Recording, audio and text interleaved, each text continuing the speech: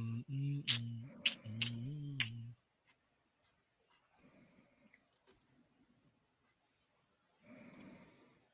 All right, everything looks good. Q, here we go. Wait a minute, one more thing. Riverside is taking a second on the old X to connect. There it is. Okay, there we go. Very good. All right, here we go. In five, four, three, two, and one. What is up, everybody? Thank you for joining us here on the Welcome Home Podcast. I'm your host, Famously Garnet, and I'm joined by my co-host Q. And what it do, y'all? Y'all know what it is. And y'all know what's going to happen today as South Carolina handles business against Kentucky and more at home by a final score of 35-13. Q and I are going to recap that win over Kentucky. Obviously, that is the main thing here. A bunch of recruits were in town. They had a great time. So we'll discuss how that went. And the Shrine Bowl.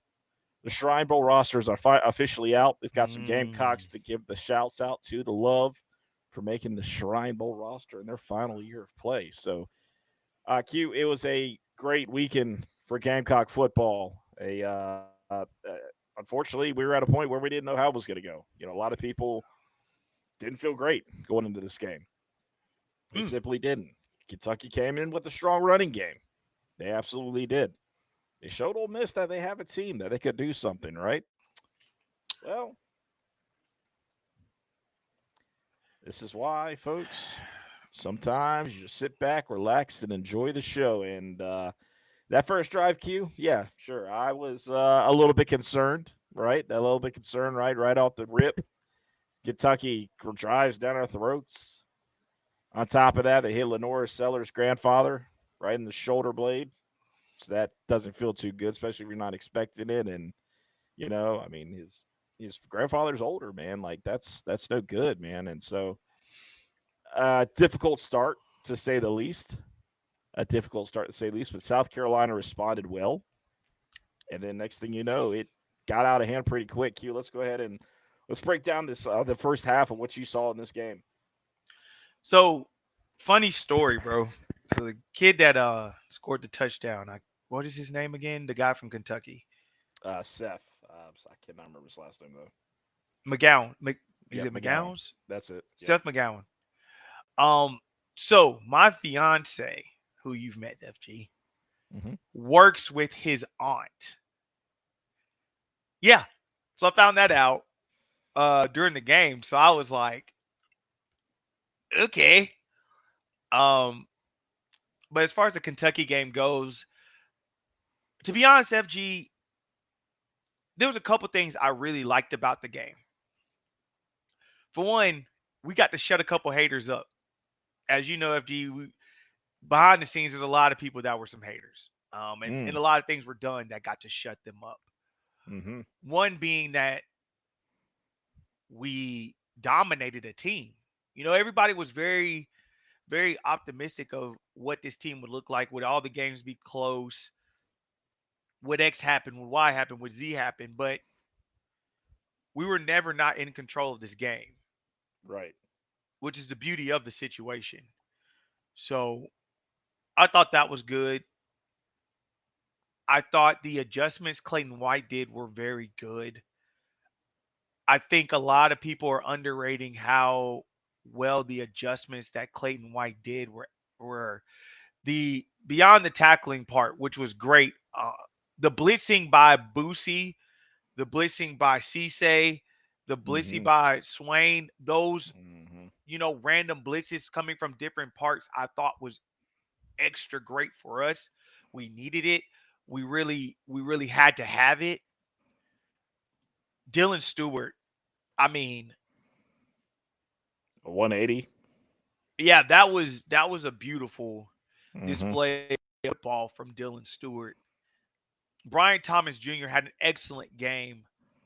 I gotta give some love to Sean Murphy. I've been hard on him, and I have some love because he did his part against Kentucky and was wrapping up, was doing everything he needed to do. So I got to give some love there. Because I'm not a guy that's gonna just bash. I got to give some love. On the same token, I gave some love to Lawrence Sellers. I've been hard on him too. And Lenore's definitely played like the Lenore's of old, man. I mean, he took off. He Yeah. was breaking tackles. He took off running. There was a couple things that happened there. So I was very pleased with what I saw with Lenore's. The only issue I had was the sack, but you know me, I'm not going to sit there and be picky. You know, easy come, easy go with that. But man, That's Lenore's right. played a good one. But here's my underrated ones. So those were kind of the ones that people should expect. How about those 5 offensive linemen we saw there with Tree Babalati, Shed, Newsom, Mm-hmm. Baugh, and Mm-hmm. Shivers? Mm-hmm. I'm not gonna lie to you, I was a fan, man.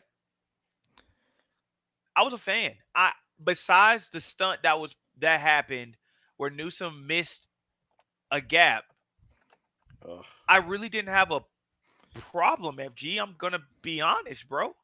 I didn't have a problem with Yeah. the offensive line, and I feel like people aren't going to give the offensive line the credit their due because majority of the night, Lenore's had a clean pocket to throw out of.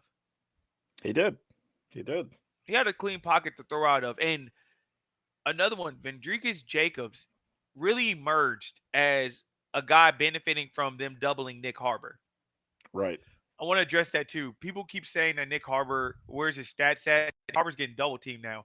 If you haven't been paying attention, he's getting double teamed. There's no point in forcing a pass into a double team. Mm-hmm. Even when we're moving him around, they are doubling Nick Harbor. And so now we needed people to step up, and you see Vendrigas Jacobs stepping up, Brian Rowe stepping up. Good to see Mazio Bennett get back on the board and get himself a catch. I want more of that. I mean, honestly, you've seen the emergence of 6 to 7 guys. Like, you have the Nick Harbor, Vendrigas, you have Mazio, you have Donovan Murph, you have Brian Rowe, you have Jalen Brown. Like you have guys that have stepped up and become wide receivers for them. We have a good number of them. I just think we need to just continue to use them. Tight ends did pretty well in the pass game. I still got some issues with blocking, but they did really well in the pass game of Right. this game. I'd like to see more snaps from Michael Smith. I think that's going to be good when he gets his up. Dingle has done pretty well this year. Hunt has held it down, but I would like what I saw. We lost 2 possessions because of 2 defensive touchdowns, which could have helped. But that long drive in the fourth quarter to kind of ice the game was actually pretty good to see that we were able to control the ball, control the tempo, control the clock, and make something happen, which will be key coming into the LSU game, which we'll break down, closer to that game because that's something LSU struggles with. And if we're able to actually hone in and do something about that, I think that's good. The secondary did really well. Gerald, I like this secondary of Cisse, Collier, Swain, and the Kilgore brothers. I Yeah. am a fan of that group. And when Kilgore brothers are the 2 safeties, I like where we're at with it. Gerald Mm-hmm. Kilgore is really good in coverage. And Jalen is free roaming, able to make the licks that he needs to make. I mean, I'm a big fan right now of what's going on with that, to be honest. So overall, I got to give a shout out to Nick Barrett. Really good sack for him. JT Gear with the fumble recovery for a touchdown. Desmond Umi and Zulu, the hit he put on to get the interception for Cisse was really big too. Yeah, it was. And so I was a fan of that too. I just think it was a really good situation, uh, good component to it. Uh, I'm a fan. Yeah, I think for South Carolina, I mean, they did a lot of great things in this game. I mean, essentially, you look at wanting to find some answers on offense, and obviously, losing those points on because of the defense doing what they did, right? Two defensive scores that's going to take away some opportunities, but I mean, South Carolina could have really put it on a little bit more. Sure, I mean, I do think, like I said, they did conservative in the third quarter, which I mean, it is what it is, right? At that point, you're already handling, you took care of business. I will go over these pass blocking grades, and I mean they're the highest it's been so far this season, and we keep saying that, but it's only getting better. It seems like there. I mean, obviously run block we have issues, but Pass blocking, Josiah Thompson tipped the scale at 87.5. Tree Babalade at 78.9. Shivers at 77.8. Marky Anderson, before he got hurt, was at a 77. Oscar Attaway landing at 76.2 with his schemes. Brady Hunt, 67.3. Roddy Newsom at a 66.8. Shed ended up around at that 45.9 mark. And then that's I don't know, something to that. And then Tree actually graded at a 32.3, which I don't know about that one either. I got questions. Yeah, definitely. Now, run blocking, God, I mean, you simply have to get better, guys, at the run blocking, and that's where you struggle with the most. And, Rodney Newsom, the highest for an offensive lineman at a 58.6, a 55.9 for Shed. Tree, 57.0, 53.9 for Trevon Ball, and then Shivers had a 48.1. So that run blocking, you have to. It's quite simple. It needs to get better. It's quite simple. There's no beating around the bush. I mean, it needs to get better. But I do feel like Lenoris is trusting his guys now sitting in that pocket. Obviously, outside of that one rush where Rodney Newsom went the wrong way, and I do think it probably, once again, Mazeo Bennett has become a victim of not scoring on unfortunate events, and that was one of them because Mazeo was going up the middle, and that would have been 6 easy right there. An unfortunate thing to happen, but these things, they happen, and it's just part of life. But you get back up and you you go again. So that happened. But I do want to talk about this tackling, right? The way this defense was. Okay, grading out. You had some of the greatest grades so far this season in certain positions. When it comes to rushing defense, DQ Smith at a 76.0. Fred Johnson at 70.4, 72.5 for Brandon Cisse, a 75.4 for Nick Barrett, Justin O at a 74.3, Jalen at a 66.3, 69.5 for Brian Thomas Jr., Dylan Stewart at a 70.1, which that was leaps and bounds way up higher than what it was, the last few games. Peyton Williams, 64.5, Akari Swain, 41.5. Miles Norwood, 74.1. Sean Murphy at a 71. And then Devontae Miles at a 70.6. So that's on your rushing defense. Now, pass rush. JT Gear, take a bow at 93.3 grade. Jatius Gear, everybody. Jatius Gear. JT, take a bow at 93.3 grade at passing rushing. Dylan Stewart at 89.7. 89.7. The rest of the guys, we're in that 60 range. Devontae Miles, 63.4. The transfer from Bowling Green, which is a not a terrible stat right there, not a terrible grade. Nick Barrett is 60.7, and Brian Thomas Jr. ended up at a 61.9, even though he was named the defensive defensive lineman of the week, right, for the SEC. So yeah, he's one of them. He was like a co-lead. Yeah. It was a co-one. Yeah, and then the coverage grades. I mean, my goodness. Gerald Kilgore, take a bow, my guy. Gerald Kilgore at an 80.4 coverage grade. 80.4. Take a bow. Jalen, take a bow at a 72.4. You're right there with him. Brandon Cisse at a 75.4. Lakari Swain at a 75.0. And, I mean, the rest of the guys under that 67 range. But I'm like, you look at it, Q. It's progress. It's progress. It's all that matters. Progress. That's all that matters. The progress. The key to the whole situation was like the progress that you need to see. Progress need to be made, and I think that's a huge part of this is progress. Mm-hmm. So we just gotta keep progressing, bro. Keep moving forward. I think the bye week comes at a really good time for us. I think that's the key to this whole situation is the bye week. How we utilize the bye week. What does that look like for us? And what do we do moving forward with this? Yeah, I do agree. I'm interested, Q. We heard, and the media also ran with it too after the loss to, the loss to Missouri last week. Dylan Stewart seemed to really be down about it, and he essentially walked off the field right before the alma mater was done for South Carolina. And Shane brought him back. He said, "Hey, get back over here. You're part of the team." you got to feel like the way we watched Dylan in this game, obviously Dylan being the star power that he is, you watch him on every snap, Q, and this is a guy that he was getting double teamed in this game.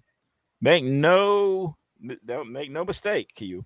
This kid was getting double teamed in this game, but he didn't stop. He went around other blockers.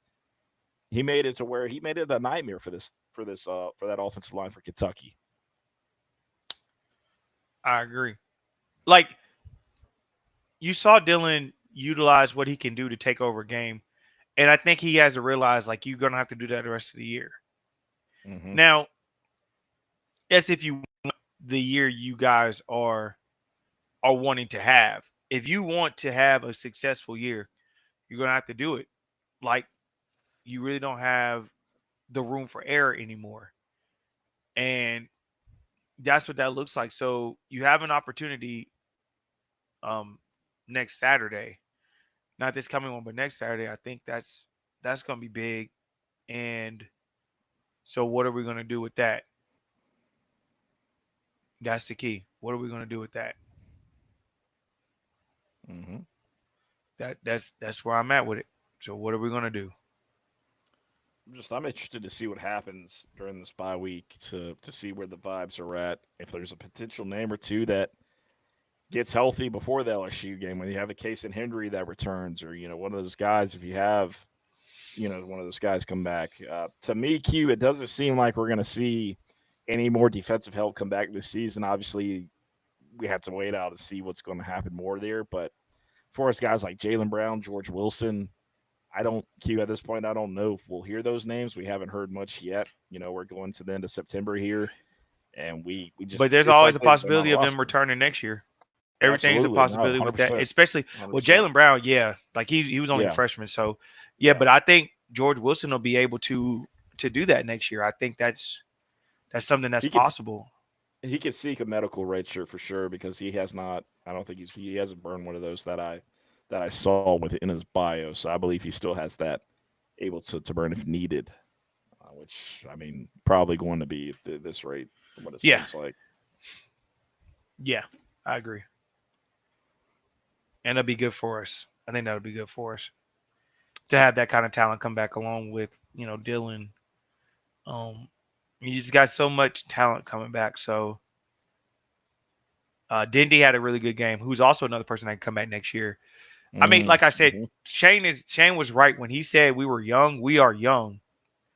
The key to all this, though, with the young part, is taking advantage of the talent and using what you have so you can gain that experience, because it only helps you in the long run. Right. Yeah, I mean, realistically, you're losing guys next year.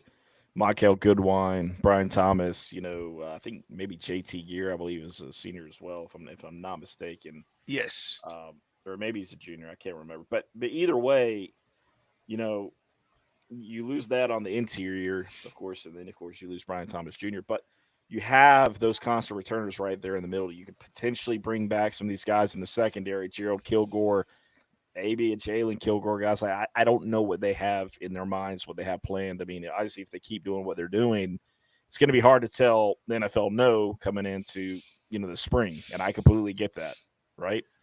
So that's true.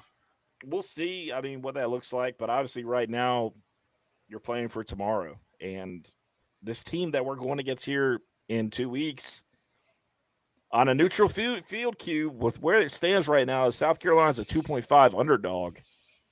If this was on a neutral field, Q, South Carolina would probably be favorited at that point. It's interesting to me. I think it would have been interesting if we played this week. It would have changed the narrative a little bit. Yeah, but I think it'll change. Of course, you have a bye week, depending on how healthy Gus Nussmeier is, or Garrett Nussmeier is, where the team head is from LSU. I mean, you just got a lot of factors right now, in my personal opinion, and I got to see what happens with it first before, looking at that and seeing it, because I got to know if that guy's playing. If he's not playing, man, that's changing the whole dynamic. Or if he's still hurt, like what does all that look like? Knowing how Brian Kelly is, and I made this observation to another group. And it's like, look, if these guys, they don't ultimately, if Nuss isn't like out, like Clint, like he's out, he's playing this game no matter what. So I don't quite know. So we'll see what really happens there. But Q, we had a bunch of recruits in the system. They were out here at South Carolina, and they all had a great time. Brady Hull being one of them, 4-star offensive linemen, that it'll probably come down to Kentucky and South Carolina for this kid's recruitment. And I gotta say, man, South Carolina did everything they needed to and more to get this kid feeling like he's at home. What are your thoughts about that kid? Brady, I mean, I think Brady's recruitment won't last too much longer. If anything, I think it'll be done maybe December, early January, something along those lines. I think he wants to see what the season plays out as. I think Stoops being there will make a difference. I think there's just a lot of different things you have to look at with that. I think that was good to have him back down here. It was good to get Kearns and then back on campus. I am intrigued by Trey coming back for a game. The running back from Burns. That tells me a little bit there and how things are going in that portion. I think we've captured the lead there. I think we've captured the lead on that one. I would be surprised, man. South Carolina, they struggle to find a running game so far this season. How, Rasul Faison did find the end zone twice. And then the fact of the matter, you saw some strides out of Matthew Fuller in this one. That has to make you feel pretty good moving forward with Matthew Fuller. I mean, FG, I've been saying it for a while. That kid can flat out play. And yeah. I just think he just needed the real live reps. And I'm telling you, he's going to make a difference, man. He's going to make a difference. And you just got to be able to trust that he knows what he's doing. And at this point, it's time to do that. Mm-hmm. It's time to play your talent. And at the end of the day, talent is where we're at. We need to play our talent. And he's a guy that's very talented that I feel needs to be playing more. And I'm glad he's starting to get some real snaps.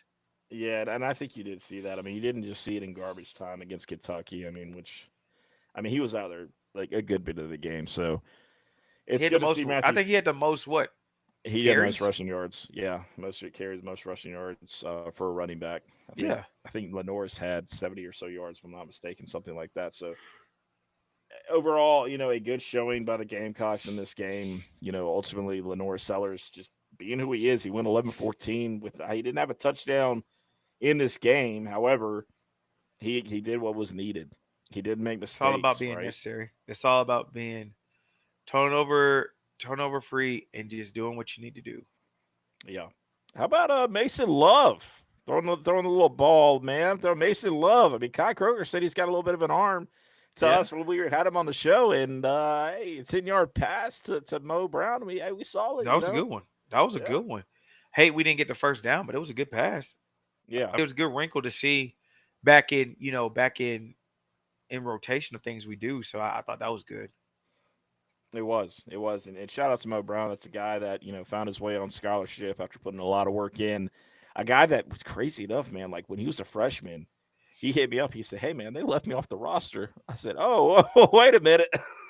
So he had to get in touch with the university. Like that was crazy back then, man. But man, like he made it. He's out there. He's a baller. Drilling dudes on kickoff return, man, and he's a baller. Yeah, like a team player. Like that's a guy like you can see Sundays because of being that kind of guy. I'm just gonna throw that out there. I agree. I can see Mo. I can see that.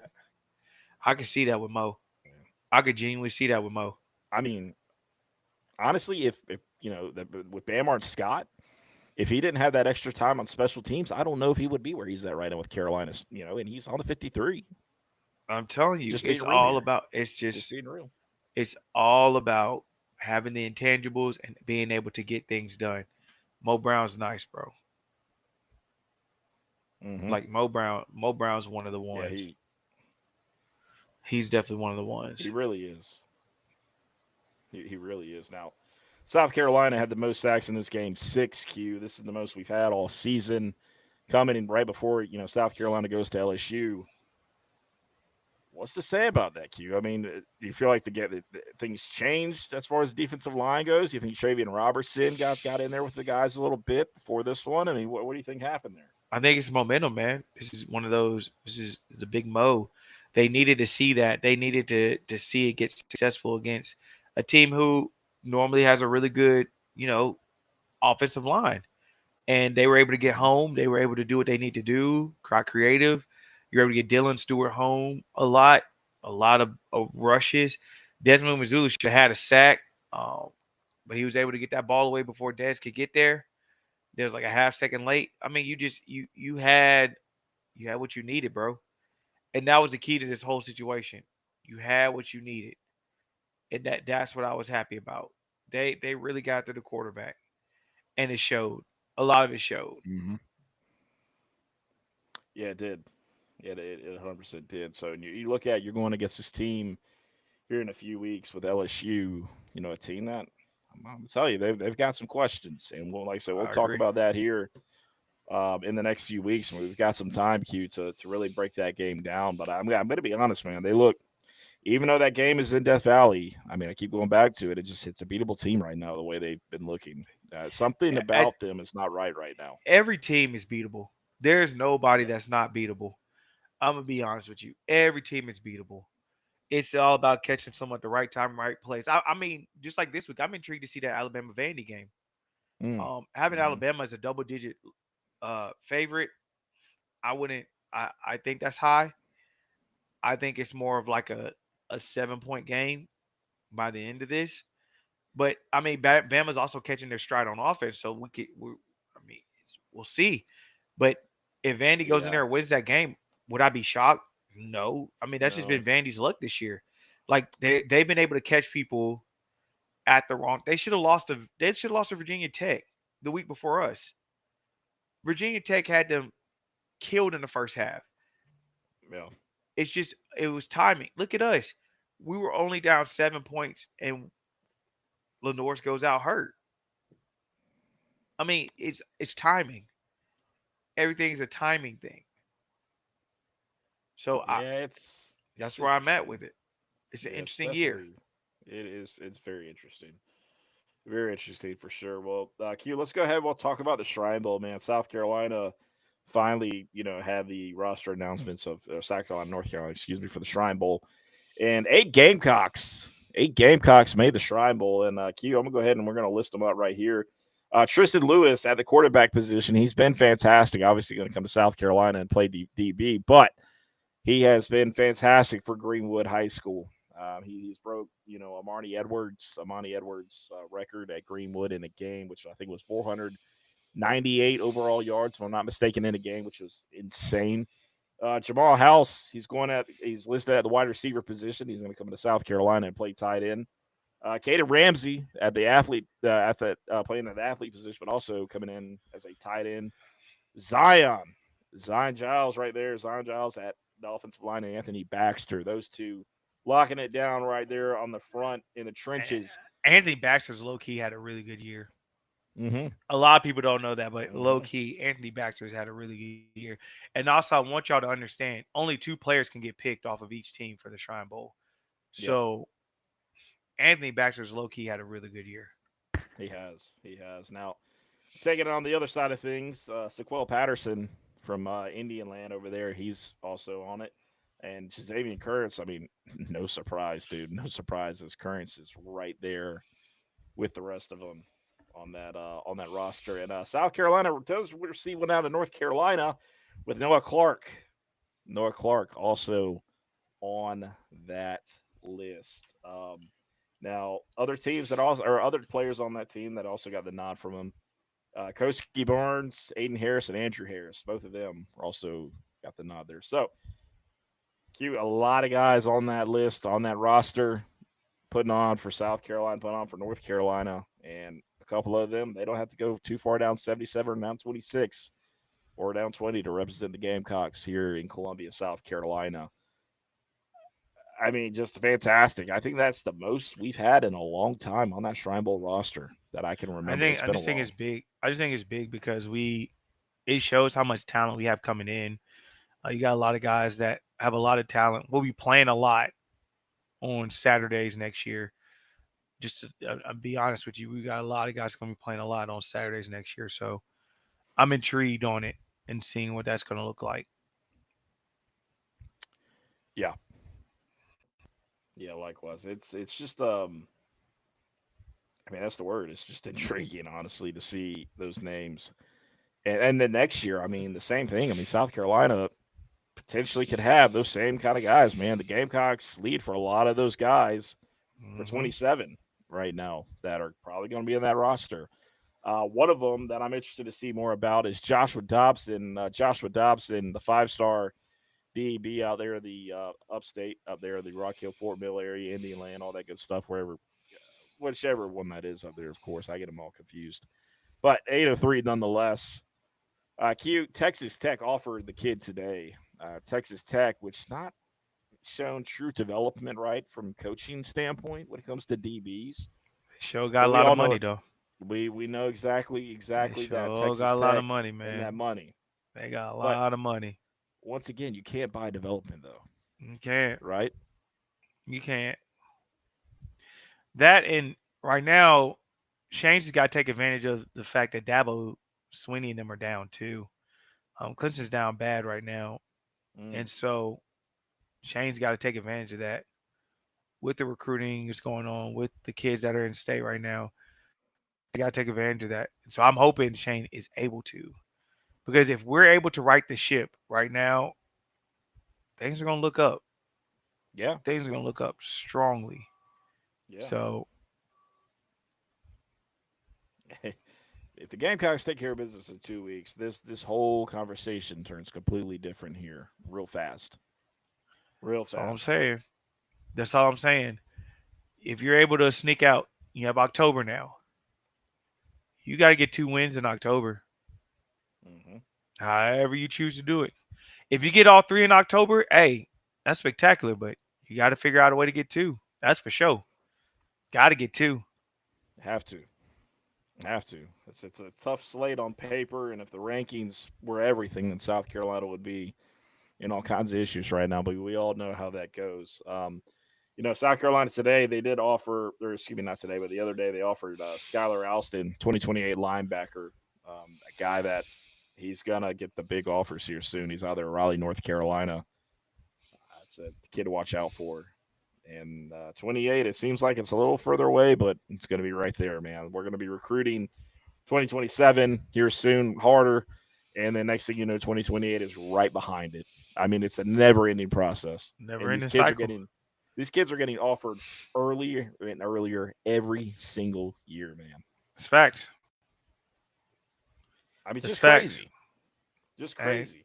the way of the world of it now, man. It's the way of the world. It's exactly that. Q, before we wrap this thing up, I did want to talk about a certain prospect that South Carolina offered on September 27th. The 2026 guy, a late offer of that, but 2026 Franklin Whitley, a defensive end, 6'7", 265, out of their Greenville High School. Q, we had some intel on this guy getting this offer from South Carolina. Obviously, Shane wanted to do it himself, as he's done it with every in-state recruit. Not too sure where this kid's going to go, but he's garnished a lot of offers really fast. Florida was the day before that, and then Alabama was 2 days prior. And he has a Georgia offer too. Yeah. Yeah, the kid's uber athletic. Shout out to my guy Mitchell, that was telling us about him. Mm-hmm. Works up there in Greenwood or Greenville, and so I'm intrigued to see how this plays out. The kid is trying to figure out the recruiting process, so I want to see how that plays out for him, Mm-hmm. and what is that? Because the way if I find out how it plays out for him, that'll give me a good visual of what we would need to do in order to make the move we need to make in order to get him on campus. So um, Hey, I think I'll I say think this we can about get this some kid. more visits. I think we'll be able to get more visits. It's just Um, yeah. Yeah, I kind of do gotta agree. wait I and mean, see. with him being at the Kentucky game and being able to see South Carolina, Kentucky, and the best showing of this defensive line this season, quite frankly, It's facts. I know after the game was fun for them. I know Sterling Lucas was feeling great about it, right? That's true. I think there's still some logs on the fire in a lot of places because I think that kid could grow into a D tackle. To be honest with you, Mm-hmm. I think he could really grow into a D tackle, and so I would be intrigued to see if that's something that happens with him too. Mm-hmm. Yeah, I do agree. I mean, overall, the Columbia this weekend was going crazy. I mean, Jeff Goodman. Everybody knows who Jeff Goodman is in the college basketball world. He was on hand not only to watch Lamont Paris and the guys practice, but he also went to the football game. His first time in Columbia for a football game, and he said a lot of great things about it, man. A lot of positive things. So always good when you have that national spotlight on South Carolina in every avenue, and we even take it further with influencer G-Fed, which is the guy that tours stadiums all across the country. I've been in contact with him. I got hooked up with Pete Limbo to go see Buffalo, and he was in Columbia this past weekend. He saw South Carolina, and he took it a step further. Not only did he stay for the game, Justin King hooked him up, got him in the backstage after the lights were seemingly off, turned him back on at 1:30 a.m. Let him tour it. Let him see 2001, how it all goes down. Glad he got to enjoy it as well. I mean, the more publicity, the better. So I just think we're in a good spot, and especially going into a bye week with a win always helps out a lot. So I think that's always a plus for us. Yeah. Yeah, I 100% agree on that. I mean, it's just funny how things can change. I'm going to put it that way. Agreed. It's funny. It's funny how things can change. Key, before we wrap this thing up, I want to give a shout out to the men's soccer team as they take care of business on the road at James Madison and win 1-0 as South Carolina moves to 1-0-1 in Sunbelt play. So a good start for them. Ashley Chastain Woodard, her squad had an exhibition game. They won 14-4. Continue to recruit on the highest level. So that 27 class looking amazing. Yeah. That 27 class looking astounding, bro. Yeah. And I'll be interested to see if South Carolina can land Boulware. That's going to be an interesting battle to see how this one finishes out. Because they were behind the grain on that one for a while. And Ashley Chastain Woodard, I mean, she's just it's something to watch out for. She's doing some work, man. She's doing some work. Mm-hmm. She's doing some work. But I will say, better game for Shane. Better game for the team. Casey Henry, we're going to see if he gets back healthy, what that looks like for us. Judge getting back healthy will be good. You got to getting healthy and being ready to play against LSU as a healthy team would be ideal. And seeing what we can do after the break and seeing what takes place next. So I think that's big for us right now. Personally, I feel like that's where we're at, and that's what's big. Yeah, absolutely. I 100% agree on all that. We'll see what this bye week looks like. We may, run something up on Thursday. We got some things we're working on to see if we can get a, special guest on the show. That's what, obviously the intent of doing. But you never know how things go. But, in the meantime, appreciate y'all tuning in to Welcome On Podcast on Apple and Spotify. We can watch, reach the show there. We appreciate y'all tuning in live always on Facebook, X, YouTube. Appreciate y'all doing what you do. Rate, review the show. Please, Welcome On Podcast. We see the rating reviewings are going up. We appreciate y'all tuning in. As always, we'll see you next time.